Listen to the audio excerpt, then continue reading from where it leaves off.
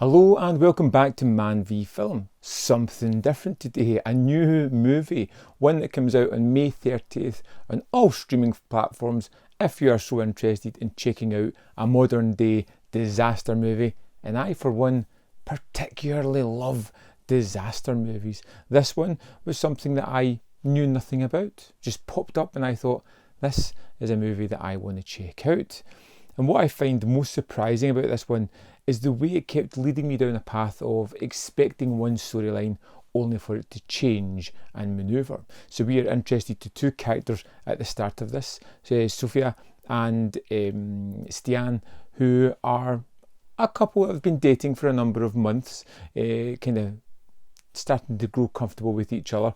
Stian has a son, and what it does is it just creates this wonderful kind of sense of a burgeoning family at the start of this, and you get to see them go about the motions, have their friends over, barbecue on the beach, and it's effortless. It doesn't feel forced, it doesn't feel particularly manipulative. It just lets you see small insights into a forming family unit and you buy it. I liked the characters. I enjoyed seeing them all together. And I thought the main character was going to be Stian, and that actually follows on to Sofia. She runs this business with her friend Arthur, and it's basically, they have this underwater camera rig. It's like a snake. It's an awesome thing that they can use to get into hard to reach places within the sea. When they get called in for a mission by a firm that deals with oil, one of their platforms has fallen into the sea. They need this snake thing to go in and check to see if there's any survivors.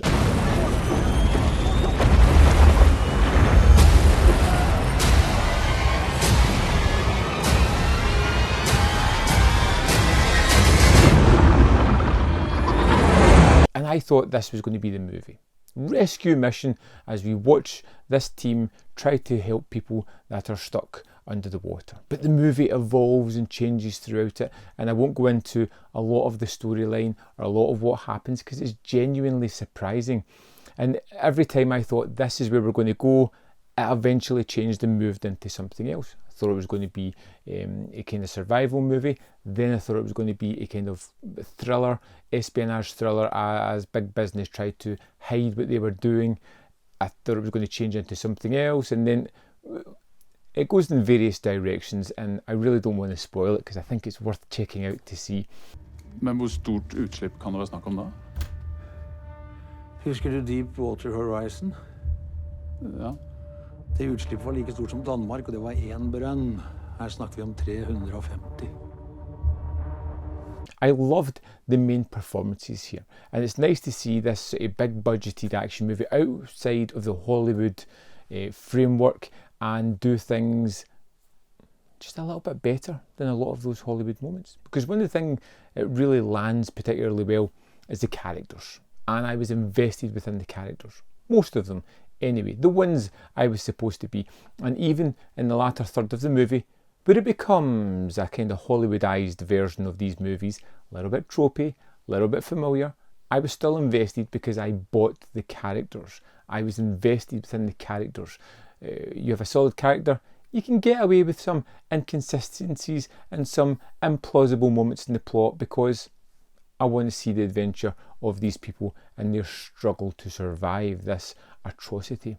Now, I thought the special effects in this one are really good. There are some moments that aren't perfect, but for the largest part, I thought it was really impressive what they did with the budget here. And there is quite a bit of destruction of waves just tearing asunder things, oil platforms and other things that are particularly awesome to see, and it's done really well. Now, the director has a great deal of tension and suspense built into this movie. He knows when to be restrained, when he's letting the characters grow at the start.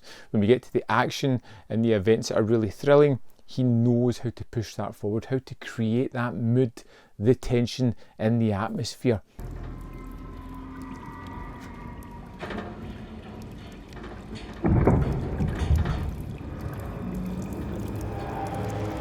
And I think it works particularly well. The Burning Sea, otherwise known as North Sea, is a really engaging thriller. It's one of those movies that you don't really get much of anymore. A disaster epic with a few characters that you can really buy into, a situation that is really terrible and one that you want to see people get out of.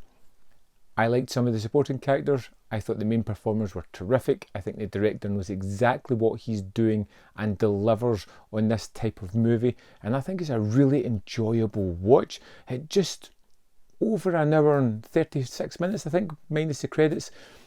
I was engaged. I bought into this movie. I was just on the edge of my seat watching it, which is why I want to review it for you guys. So I would love to know, are you going to check out The Burning Sea? Are you going to check on whatever platform it appears on for you? Anyway, I'd love to know your thoughts on this film. If you've seen it, if you are planning to see it, please let me know. We can have a little discussion as usual about this awesome movie. As always, there's more content up here. You can see more of my stuff if you are so interested. Remember to hit that like button, share this video, which would be fantastic. Maybe give this movie a little push as it comes out on May the 30th, because I think it deserves to be noticed. As always, thanks for watching. Remember to click the description below and see links to my Patreon and membership account, and I will see you next time on Man v Film.